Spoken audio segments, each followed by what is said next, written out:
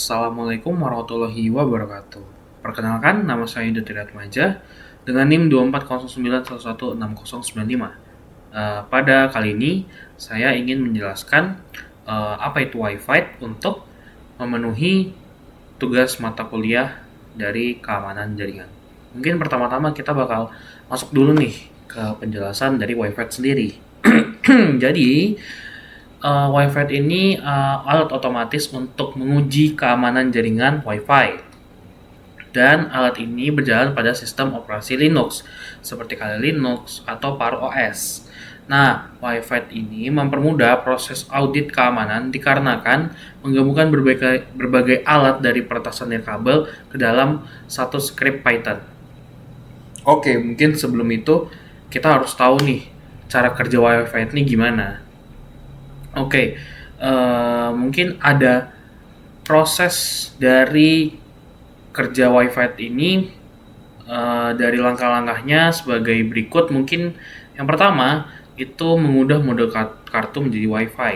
Nah, Wi-Fi di sini mengubah kartu Wi-Fi Anda ke mode monitor, dan mode ini membuat kartu Wi-Fi Anda bisa menangkap semua lalu lintas data yang ada di udara. Lalu, yang kedua, itu memindah jaringan. Jadi, Wi-Fi ini mencari semua jaringan Wi-Fi di sekitar Anda, dan alat ini menampilkan nama jaringan, kekuatan sinyal, dan juga jenis enskripsi seperti WEP, WPA, atau WPA2. Lalu masuk ke yang ketiga, Wi-Fi ini memilih target. Nah, Wi-Fi ini menghentikan pemindaian setelah menekan tombol Ctrl C dan kemudian memasukkan nomor jaringan yang ingin diuji, dan juga bisa memilih untuk menguji semua jaringan secara otomatis. Lalu masuk yang keempat, itu ada meluncurkan serangan. Jadi Wi-Fi ini mendeteksi jenis enskripsi target dan juga langsung menjalankan serangan yang sesuai. Nah, pada jaringan WEP sendiri, Wi-Fi menginjeksikan paket data untuk mengumpulkan vektor inisialisasi secara cepat, lalu memecahkan kuncinya. Dan juga pada jaringan WPA atau WPA2, Wi-Fi memutuskan untuk koneksi pengguna yang asli ini secara sementara untuk menangkap secara forward handshake saat mereka terhubung kembali. Nah, Wi-Fi juga mencoba mengambil hash PMK ID dari router tanpa membutuhkan pengguna yang terhubung. Setelah mendapatkan handshake, Wi-Fi mencocokkannya dengan daftar kata untuk menebak kata sandi.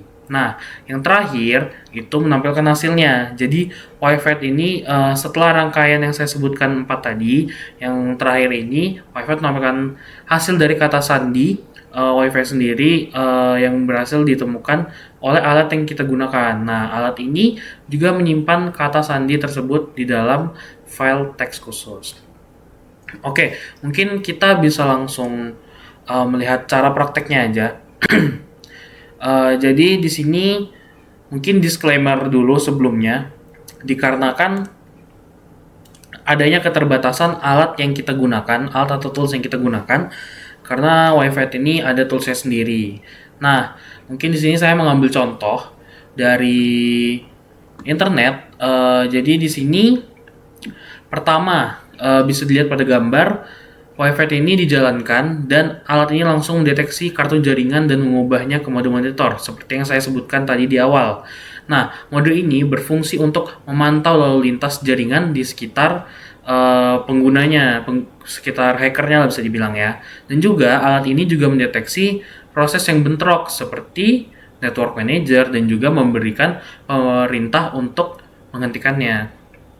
Lalu masuk yang kedua, Wi-Fi ini memindai lingkungan sekitar dan menampilkan tabel jaringan Wi-Fi yang aktif.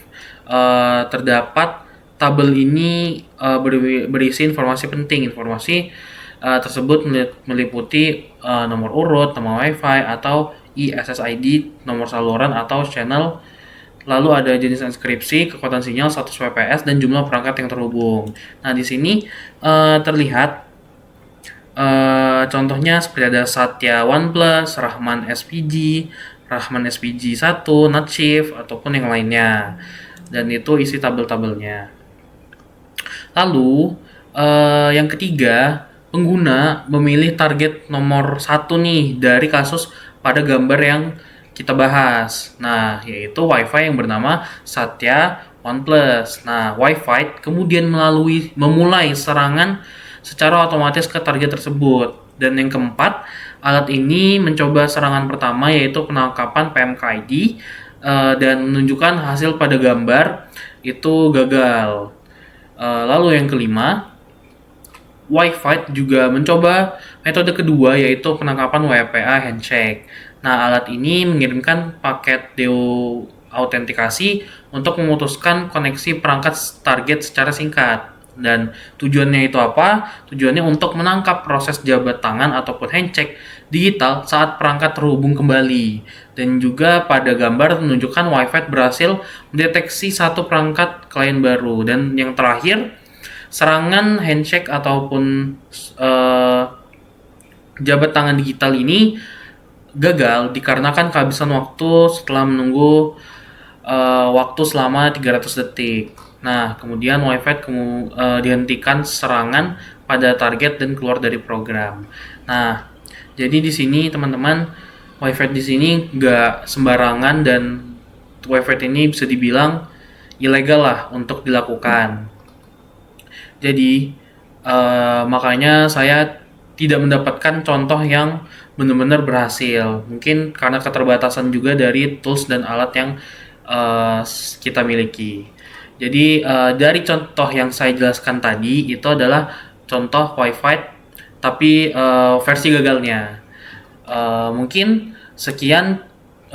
Mohon maaf apabila ada salah kata. Wassalamualaikum warahmatullahi wabarakatuh.